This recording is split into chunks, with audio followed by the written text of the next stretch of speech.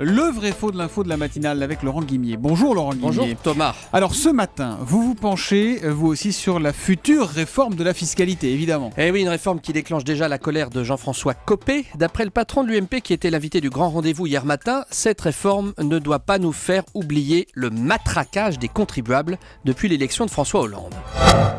Cette semaine-là, qui vient de se dérouler, nous avons vu un Premier ministre qui lâche en rase campagne son ministre de l'économie, qu'il n'informe même pas de ce projet, qui vient après 55 milliards de hausse d'impôts pour les Français, c'est dire combien tout ça est irresponsable. Alors Laurent Guimier, à votre calculette, quand Jean-François Copé affirme que François Hollande est responsable de 55 milliards d'impôts supplémentaires, est-ce que c'est vrai ou est-ce que c'est faux ? J'ai fait mes comptes et c'est faux. Et j'arrive pas à 55 milliards, je m'explique. Depuis 2012, les impôts ont augmenté à 3 reprises. D'abord pendant l'été 2012, avec notamment la fin des heures supplémentaires défiscalisées, plus 7 milliards d'impôts. Je pose 7.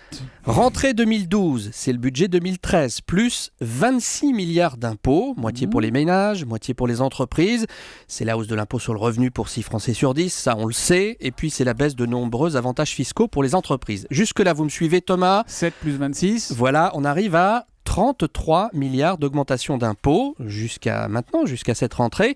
Ce chiffre n'est pas contesté d'ailleurs, et ça c'est important. Je l'ai lu dans un rapport de la majorité et dans un communiqué officiel de l'UMP de l'année dernière qui critiquait, je cite, le matraquage fiscal des 33 milliards d'euros depuis l'élection de François Hollande. Alors de 33 pour aller à 55, si je sais encore à peu près compter, il manque 22 milliards Laurent Guimier. Et voilà, pour arriver aux 55, il faudrait donc que le budget qu'on vote en ce moment, le budget 2014, comporte 22 milliards de hausse d'impôts. Et ça, c'est faux. Bah non, ce qui est vrai, c'est que les ménages vont encore passer à la caisse, plus 12 milliards en 2014. La majorité a voté ces hausses la semaine dernière. C'est bouclé, il faut toujours suivre le vote du budget jusqu'au bout. Mais les entreprises, au contraire, sont gâtées. Moins 10 milliards d'euros grâce au crédit d'impôt qui doit leur donner le ballon d'oxygène. L'un dans l'autre, vous me suivez toujours.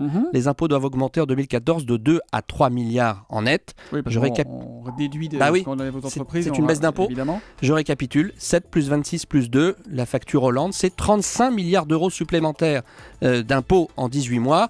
Alors, c'est pas 55 milliards, mais c'est tout de même un record, moins de 2 ans après une arrivée au pouvoir. Implacable vérificateur de l'info, Laurent Guimier, tous les matins à 8h30 sur Europe 1. Bonne journée Laurent.